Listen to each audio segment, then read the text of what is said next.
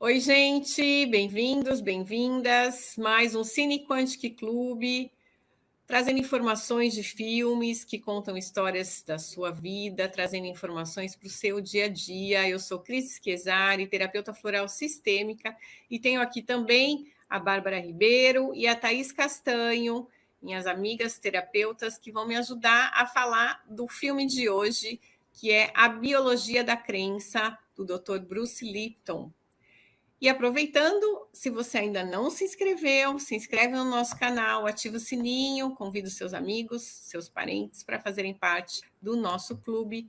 Meninas, boa tarde, bem-vindas, como estão? Boa tarde, Cris. Boa tarde, Thaís. Um prazer estar aqui com vocês. Boa tarde, Cris. Boa tarde, Bárbara. Mais uma vez a gente está aqui com um desafio, né? Trabalhando com mais um filme.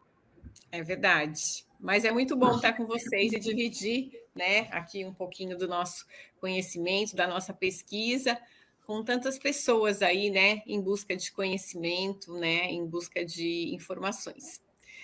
Então, esse livro é um livro bem interessante, né? Um livro um pouco, a gente fala denso no sentido que é um conteúdo que às vezes pode parecer não usual, né, das pessoas, né, não cotidiano, né, onde ele fala sobre genes, fala sobre células, enfim, e ele faz uma pesquisa muito grande, né, sobre as doenças em si.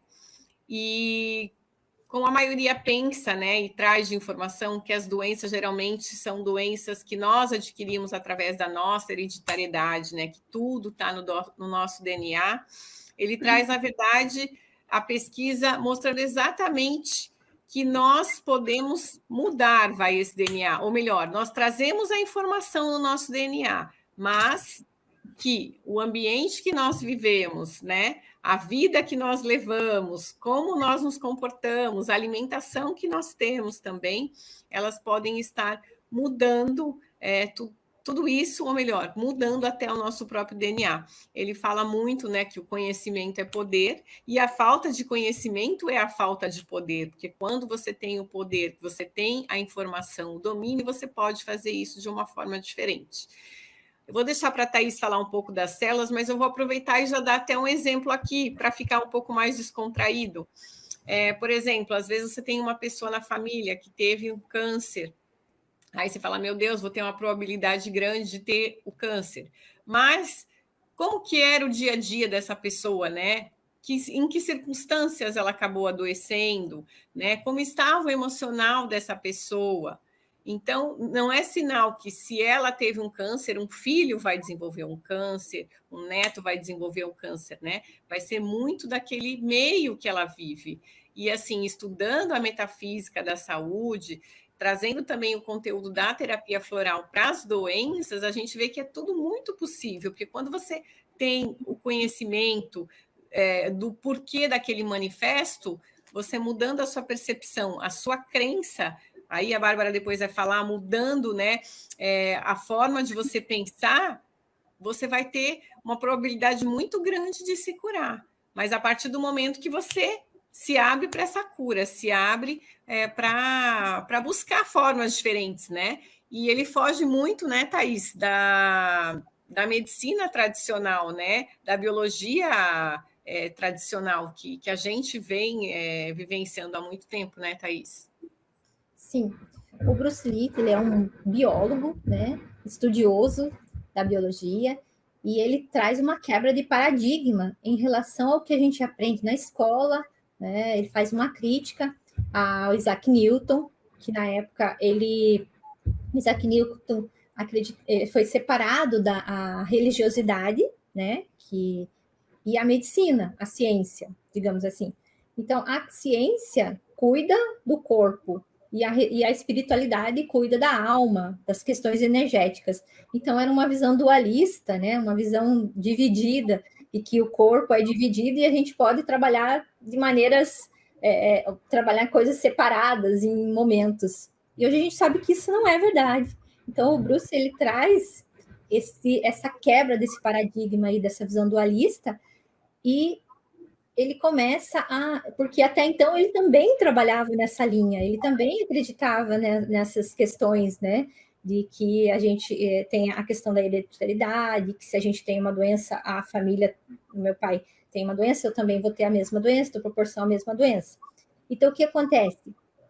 Ele rompe com essa ideia e traz uma nova ideia. Ele começa a pesquisar e ele vai lá e tira o núcleo, né, da célula e vê que nada aconteceu com a célula. Porque até então, a nossa formação é de que o nosso DNA, a gente recebe heranças genéticas e que isso é nos dado e que está tudo programado.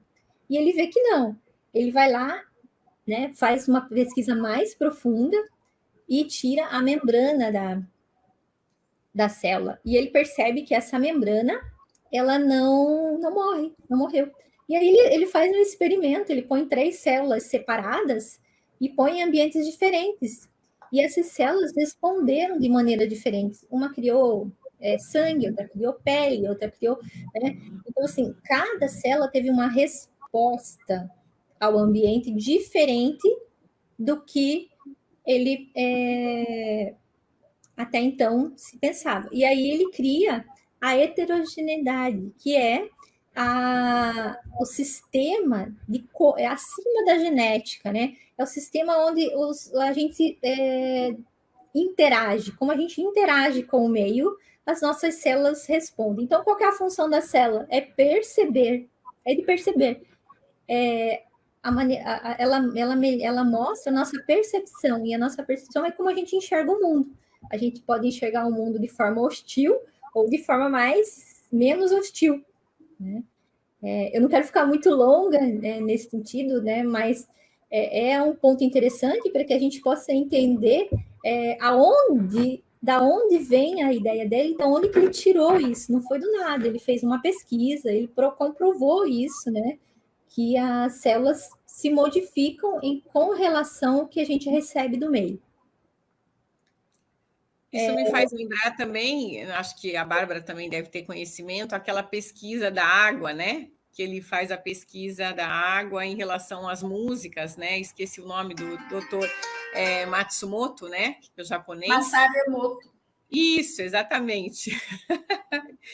E acaba sendo uma pesquisa até parecida, né? Porque, na verdade, as moléculas da água, elas reagem de uma forma, né? Em relação a certas músicas, né? E em relação a outras, ela reage de uma forma. E em relação às células, é a mesma coisa, como a gente estava falando, né? Do ambiente que você vive, ele traz muita informação, traz muito sentido, né? A forma que você vive, com quem você interage, né? No seu nível de doença ou no seu nível de saúde, né, Thaís? Sim, existe também o exemplo do feijão, né? Da questão as crianças plantam feijão e aí um grupo só dizem coisas ruins para o feijão e outras dizem coisas amorosas para o feijão e a que se desenvolve mais é a do feijão que recebe informações boas. A gente está constantemente recebendo informações de todo o tempo. A gente também pode fazer essas escolhas dessas informações, né? A internet, os lugares onde a gente assiste. Então, essas informações são recebidas e as nossas células percebem isso e reagem a isso também. Né? Então, a gente está sempre reagindo conforme a gente está percebendo. As nossas membranas estão lá vibrando e trazendo essas informações. E aí a gente tem que perceber se a gente está nesse controle ou se como que a gente está agindo, de que momento a gente está agindo, com medo, com estresse, né? No trabalho a gente tem muito disso.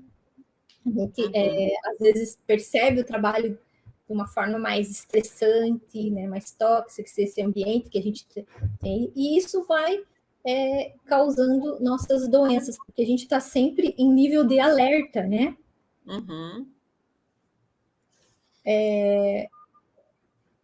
Eu ia completar só, trazendo um pouco da terapia floral no benefício, né, no caso do tratamento, porque a informação que a gente tem, na verdade, a terapia floral é a informação que a flor traz, né, existem mais de 2 métodos para absorção dessa energia da flor, que é através da energia solar, alguns a própria energia da água, ou algumas outras formas de cocção que alguns outros sistemas usam.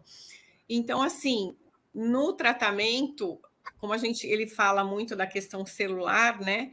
A hora que você vai e toma o seu floral, que, né, eu falo que ele entra no campo sutil, né, que entra nas sinapses, microtúbulos, ela traz informações diferentes, né, como se fosse corrigindo, né, essa forma de você pensar, essa forma de agir, esse estresse que você vive, ou baixando essa frequência, né, para que você receba essa informação de cura. Então, é uma forma muito sutil, mas uma forma que é muito benéfica, né? Que não tem contraindicação, enfim. O Bruce, ele traz a explicação para esse funcionamento, né? Ele traz ele fala da hipófise, que é uma parte do cérebro, a pituitária e a adrenalina. Ele traz essas 3 questões nesse sentido. Porque o que acontece? Quando a gente recebe a informação na hipófise, no nosso cérebro, a maneira como essa célula percebe, ela vai ver se esse sinal é bom ou se não é bom. Então, ele vai ter uma resposta, né, de estresse. O estresse vai liberar a adrenalina. A adrenalina...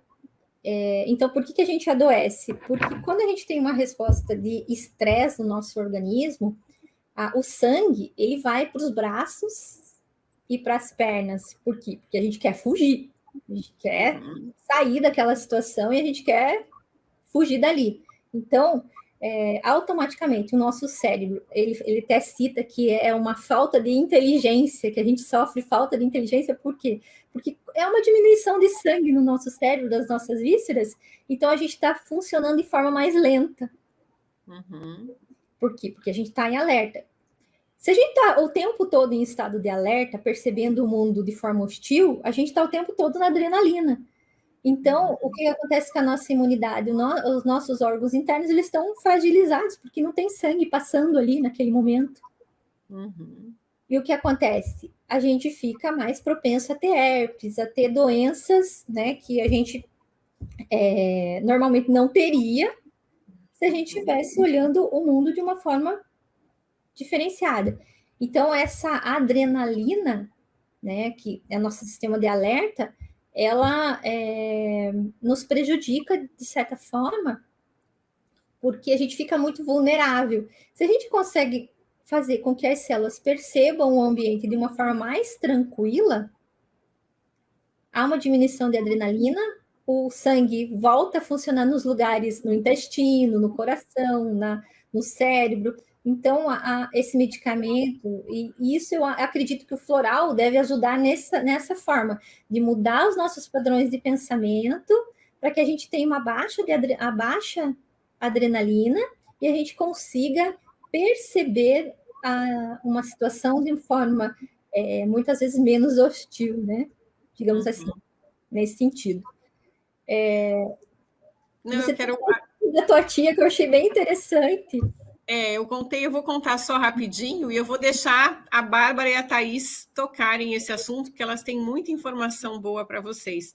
Eu só comentei da minha tia, que ela teve um câncer de mama, e ela achava que esse câncer ele se desenvolveu porque ela tinha batido o seio no guidão da bicicleta ergométrica.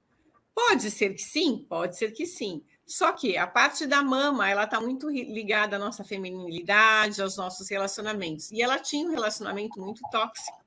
Então, com certeza, não foi do dia para a noite que esse câncer surgiu. Ela veio adoecendo ao longo de anos e acabou que esse câncer surgiu. Ela se tratou, se curou, acabou se separando também, mas assim... Hoje ela vive num outro ambiente. Então, muitas pessoas, às vezes, né, têm um câncer, volta, a pessoa às vezes não entende, porque, na verdade, ela não atuou, né, ela foi só no sintoma, ela não foi na causa. Então, quando a gente vai para a causa, a gente consegue ter uma cura muito melhor.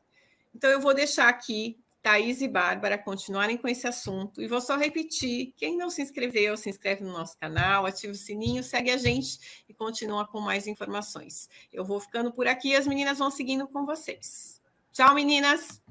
Tchau, Cris.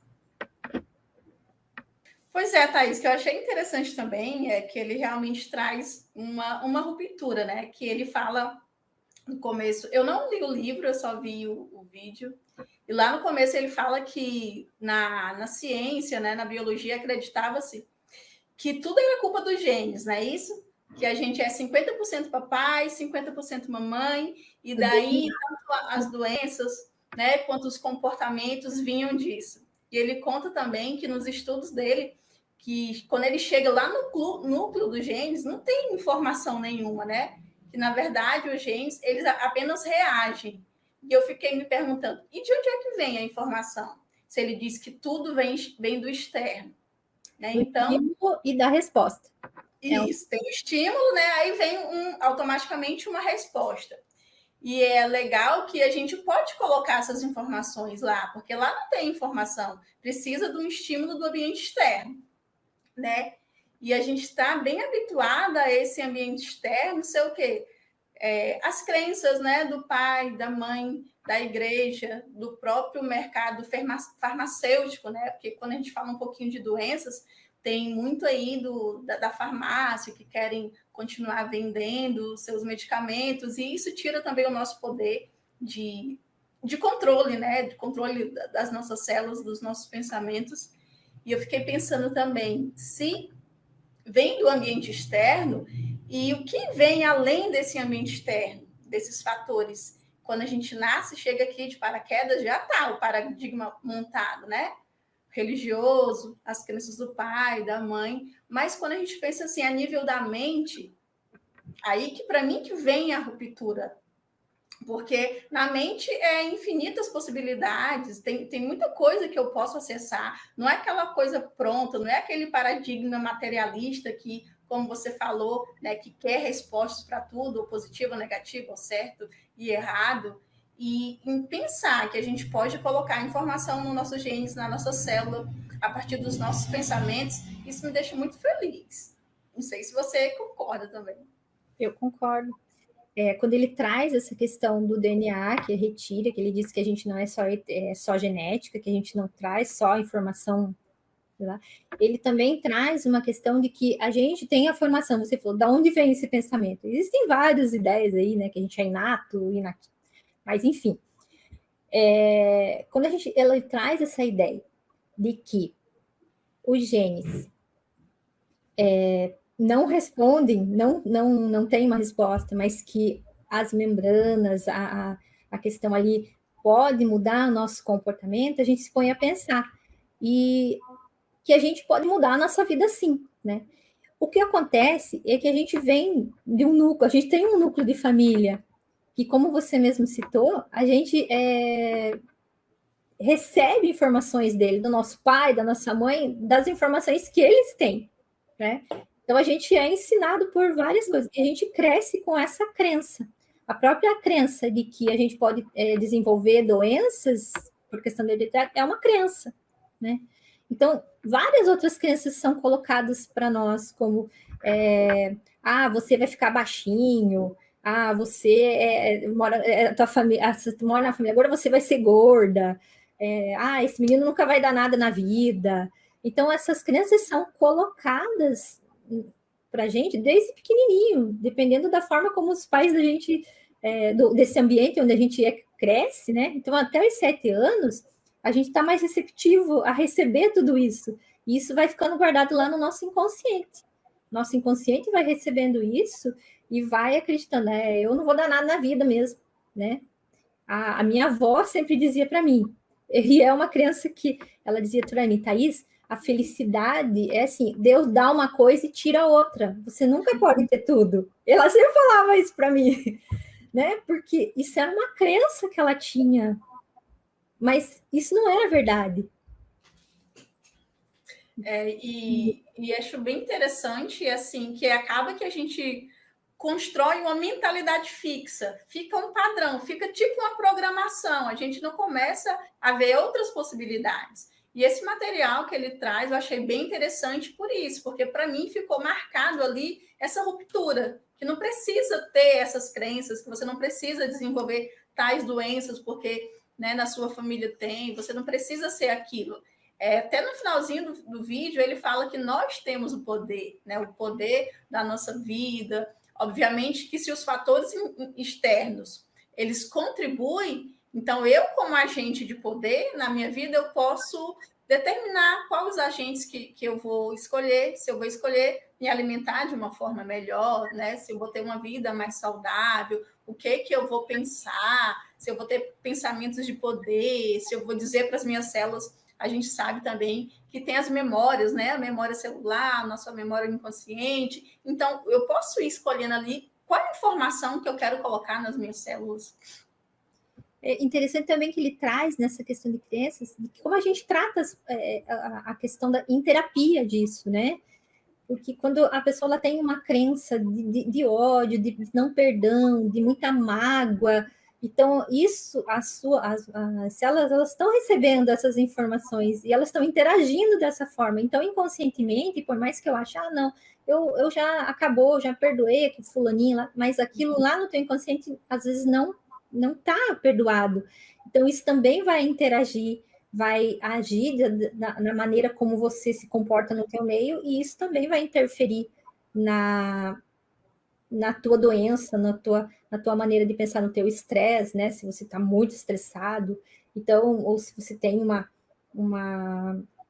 situação que não resolveu. Então, essa maneira, quando você limpa esse inconsciente, limpa essas memórias, limpa essas crenças, a tua percepção de ver o mundo, as tuas células percebem o mundo de forma diferente. Por isso que ele fala que o combustível é o amor. É interessante a gente pensar nesse sentido de que maneira nós percebemos, nós mesmos, né? Fazer essa pergunta, de que maneira estamos percebendo o nosso ambiente, o outro, né? A maneira aí como a gente interage, de que maneira a gente interage com esse ambiente. E assim, a maioria das percepções que chegam assim para as pessoas são sempre negativas, né? Se a gente abre a televisão, notícia ruim, é doença, é desastre. Então a gente acaba acreditando que o mundo é desse jeito, que o mundo é ruim, que o mundo é mau, que tem confusão, que tem crise. Dificilmente a gente abre um canal e tem lá alguma notícia boa, né? Então, esses estímulos externos que chegam até a gente, eles vão também ali se apropriando, né, da nossa mente, das nossas memórias. Quando agora, um exemplo, nessa pandemia, só se falava sobre isso, né, e as pessoas sentiam sintomas e muitas pessoas nem tinham contato com o vírus, era só a informação daquele sintoma, daquilo que estava acontecendo. Eu tenho uma prima que ela é assim, bem perceptiva, a gente falar uma coisa de doença perto dela, ela já sente todos os sintomas.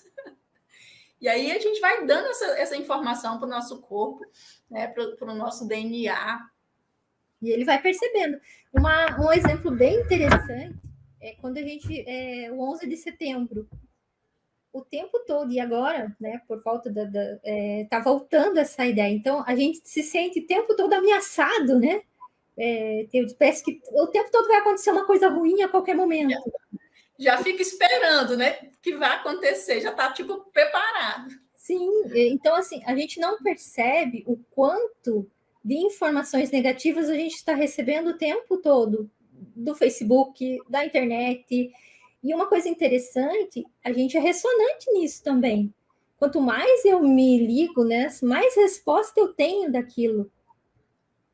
Então, se eu tenho uma crença de que o mundo é perigoso, parece que a gente entra no contato daquilo e o mundo começa a responder que o mundo é perigoso e a gente começa a criar mais crenças daquilo e a gente tem que limpar isso. Então, ter essa consciência de que o mundo pode ser não tão perigoso e que a gente pode viver outras situações, é limpar isso, é tirar essa crença. Mas a gente está mais suscetível a ter respostas ameaçadoras, né, do que respostas encorajadoras, digamos assim. E nós somos danados ainda. Nós, por mais que a gente tente no consciente entender que o mundo é bom, que tem coisas boas, que a gente tem família, que tem muitas coisas que a gente tem que melhorar, o nosso inconsciente, ele diz, mentira, a gente mandou tanta resposta para nossa célula que ele diz tudo mentira, você tá louca, ó, acabou de ter sair uma notícia ali que diz que não é bem assim. Então a gente entra na nossa racionalidade e volta a funcionar naquele padrão. Então a quebra do padrão da resposta e do estímulo que a gente tem, né, que é o difícil.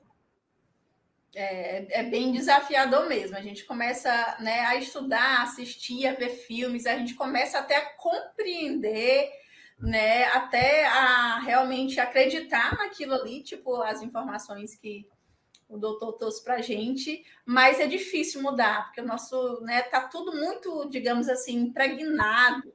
E aí fica difícil mudar esse comportamento, porque, na verdade, as crenças têm uma matriz que forma nossas crenças, e de acordo com como a gente pensa e sente, a gente se comporta. E aquele comportamento já está meio que fixo, né? Eu sei, geralmente a gente reage a coisas daquela mesma maneira. Aí você passar a se comportar diferente, para você sentir diferente, e mudar as nossas células é bem desafiador. Sim. E, então, assim, o cerne da ideia dele é saber que a gente pode mudar, que a gente tem uma resposta e que e a gente está no controle se a gente quiser. A gente só tem que sair do inconsciente, né? A gente tem que trabalhar esse inconsciente. Ele traz um exemplo ali que ele mostra que a gente, 90% do dia, a gente está trabalhando no inconsciente. Por exemplo, você acorda cheio de energia, né? Porque os minutos que a gente acorda é o minuto, naquelas primeiras horas, são os minutos que a gente está acessando nosso inconsciente. Então a gente acorda. Hoje o dia vai render, eu vou fazer milhões de coisas. Hoje a coisa vai funcionar aqui, eu vou escrever um livro. Aí passa o dia, os teus mecanismos de defesa aparece uma faxina para você fazer.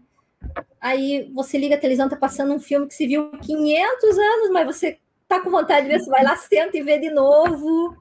E o dia passou e o teu inconsciente dominou. Por que isso acontece? Porque a gente põe barreira, a gente põe essa barreira. Né? Quanto mais difícil a gente entrar numa tarefa, é porque o nosso inconsciente ele está trabalhando nisso.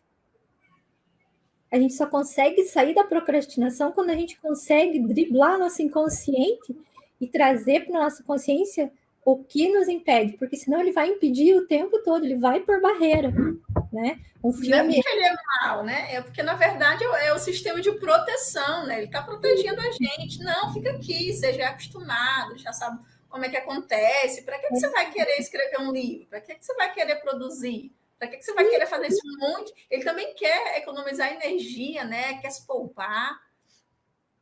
Aí um filme que você assistiu 500 mil vezes, você senta lá e assiste de novo. E ali vai passando o tempo, né? Porque é uma proteção. Ele, como você disse, ele está se protegendo. Né? Se você consegue... Não vou sentar aqui hoje, não vou ver não vou ligar a televisão, vou sentar aqui, vou me concentrar e hoje vou produzir coisas. Quer dizer, você tem uma resposta diferente para as suas células. Você conseguiu mudar um hábito, você deu uma resposta ao teu ambiente e ela percebeu. Claro que ela vai ter resistência, você vai fazer isso um dia, 2 dias, no terceiro. Então, assim, isso é um processo. A gente não muda nada de um dia para o outro. A gente muda em processos. E a gente muda... E isso parte de mim, né? Quando a gente diz que tudo que está acontecendo com você é por culpa nossa, é verdade, né? Porque a gente... Até porque esses comportamentos, a maneira que a gente pensa, a gente também não adquiriu de um dia para o outro. Foi desde quando a gente nasceu, né? Desde o primeiro dia, só recebendo informações. Ali, como você bem falou, até os 7 anos, sem filtrar nada, só como uma esponja, e depois só repetindo esses padrões. Ou seja, são anos, são décadas, dependendo aí da idade de cada um, de uma forma de se comportar, de sentir, de agir. E aí, de repente, você está dizendo para o seu corpo, seu mecanismo, que você agora não é mais assim, que agora você vai ser assado, você vai mudar, você vai criar um outro hábito. Obviamente que vai ter resistência, né? E vai dizer, peraí, eu quero ficar na zona de conforto aqui, eu não quero sair daqui, não. Tá bom aqui ainda, né? E aí a gente diz assim, o que é difícil? É ficar na zona de conforto ou é sair da zona de conforto? Qual difícil eu vou escolher? É bem reflexível, né? Para quem está nos assistindo aí, faça essa reflexão e veja, assim, se você continuar nessa zona de conforto, né? Como é que vai estar a sua vida? O que você vai ganhar? O que você vai perder? E se, de repente, você se permitir a sair dessa zona de conforto, a implementar um novo hábito, a conversar com as suas células, né? Há estudos aí que as pessoas conversam com as células, com o corpo, colocam nova informação, afirmações positivas, reprogramação mental, escrita, enfim, o que não faltam são meios, né, técnicas para que a gente possa conseguir viver de forma mais leve, de forma mais proativa. Né, Bárbara? Que as pessoas menos porque conversa com as células. Então, é quebrar o paradigma mesmo, né? O envelhecer ou produzir outras proteínas. Então, a gente tem que sair dessa ideia de que... Até fugiu a palavra.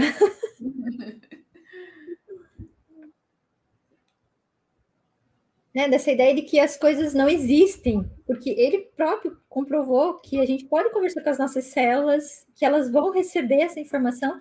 No livro mesmo tem alguns exemplos, para quem está interessado em ler o livro, ele tem lá, ele faz o experimento acho que é com um rapaz que tinham células cancerígenas, e ele retira essas células se regeneram, né? Então, são assim, concepções que ele traz de um novo paradigma e de um novo pensar que mexem com as nossas crenças mesmo, e a gente põe, nossa, será que isso é verdade? Será que não é? Assim, se as células, né, os genes, eles reagem de acordo com a informação, então se eu estou todo dia lá dizendo, né, eu sou saudável, então aquelas células vão recebendo essa informação. E aí eu começo a sentir também, que a gente sabe também que tem muito do sentimento, né? Aí você diz que você é saudável, você começa a sentir, a acreditar, e tem até alguém que fala que a crença é uma profecia autorrealizável, né? Você pensou, sentiu, formou uma crença, e você acredita nela, aquilo ali vai se realizar na sua vida. Então, acho que ali no finalzinho do vídeo, quando ele diz que nós podemos estar no controle, para mim a mensagem forte que ficou foi essa, né? O que você vai profetizar na sua vida, na sua saúde, no seu emocional, no seu casamento, nas suas finanças? Se coloque no controle, né? Coloque boas palavras, acredite nisso, forme suas próprias crenças de poder, de merecimento, de identidade. Às vezes a gente está assim meio que perdido, que a gente não sabe quem nós somos. Então, quando você começa a construir a crença de quem você é, bem ali, além desse superficial, que você se empodera disso, então isso é maravilhoso, né? Realmente estar no controle da sua vida, das suas emoções. Fica aí para quem está nos assistindo como sugestão, né, de começar a exercer esse poder que tem dentro da gente. Ele traz duas sugestões no livro de como a gente pode mudar as nossas crenças, né? Uma delas é pela repetição e outra pela questão abaixo da questão alfa do nosso cérebro, né? Pelas ondas, quando a gente dorme, né? Então, quando a gente escutar baixa frequência ao dormir, ao levantar, porque é o momento que você entra em contato com o teu inconsciente, e isso também ajudaria a você mudar as crenças. E a repetição? A repetição, eu acho que ela é importante no sentido da gente entender que a repetição, você não vai falar 1 dia, 2 dias, 3 dias, né? Porque as crenças estão ali. Como diz uma amiga minha, é muito lodo, é muita coisa para limpar, né?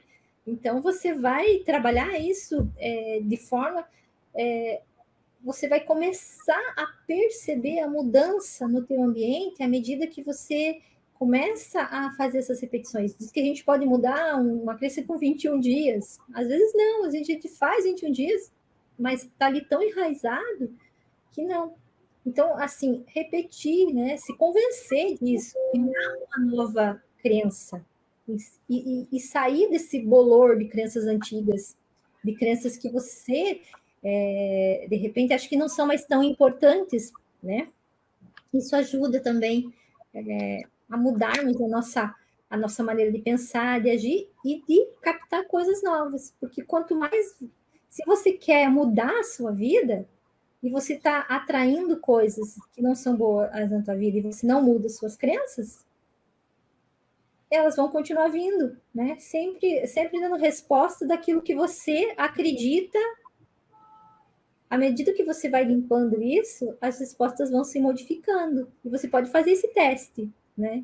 Pode começar a perceber o mundo de uma maneira diferente, fazer essas limpezas, e você vai começar a perceber que as respostas vão ser outras. Identificar, né? Agora que a gente sabe todo esse poder, ficar assim atenta para identificar esse lixo, essas crenças limitantes, que às vezes a gente tem uma crença tão limitante e não sabe o que é. Tipo, tem uma crença bem que praticamente muitas pessoas têm sobre dinheiro, né? Que dinheiro é sujo. Eu ouvi demais na minha infância, menina, pegou em moeda, vai lavar a mão, dinheiro é sujo. E a gente acredita que dinheiro é sujo e isso acaba que afasta a gente do dinheiro. As nossas células, o nosso corpo entende que é para ficar longe do dinheiro, né? Quer se livrar do dinheiro. E aí a gente não tem prosperidade por conta de uma crencinha tão bobinha que lá na nossa infância a gente ouviu que dinheiro era sujo.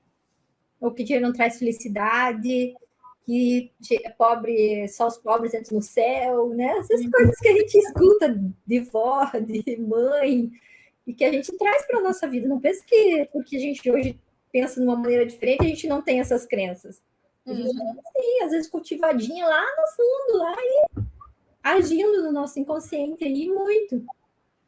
Né? Então, Diga, Bárbara. Então, bem, eu acredito que é esse o livro, né? Tanto o livro como lá no... Não é bem um filme, é um documentário, é uma palestra. Né? É uma palestra, né, do Dr. Bruce Linton, tem lá no YouTube. Quem quiser assistir, vai lá, confere, depois comenta aqui com a gente se identificou alguma crença, algum padrão, se mudou alguma coisa na sua vida. E nós estaremos aqui também trazendo, deixa a sugestão, se inscreve no canal, se você ainda não se inscreveu, se você gosta desse tipo de conteúdo, compartilha aí com aquele amigo, aquela amiga que você está vendo, que está vivendo aí um paradigma limitante, muito materialista. Se você acredita que esse conteúdo vai fazer diferença na vida dele, manda esse vídeo lá para ele, se inscreve no canal, que toda semana a gente está aqui trazendo conteúdo maravilhoso para você, né, Thaís?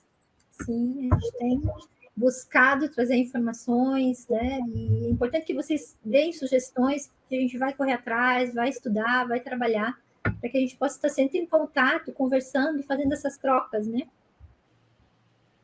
É sim, são muito rico, né? Essa troca de conhecimento, a percepção de cada um, e também quando, né, o público interage, trazendo algum filme, algum livro. Então, coloca aí que a gente vai estudar para compartilhar com vocês. Bom, beijo, até a próxima semana. Tchau, Thaís. Tchau.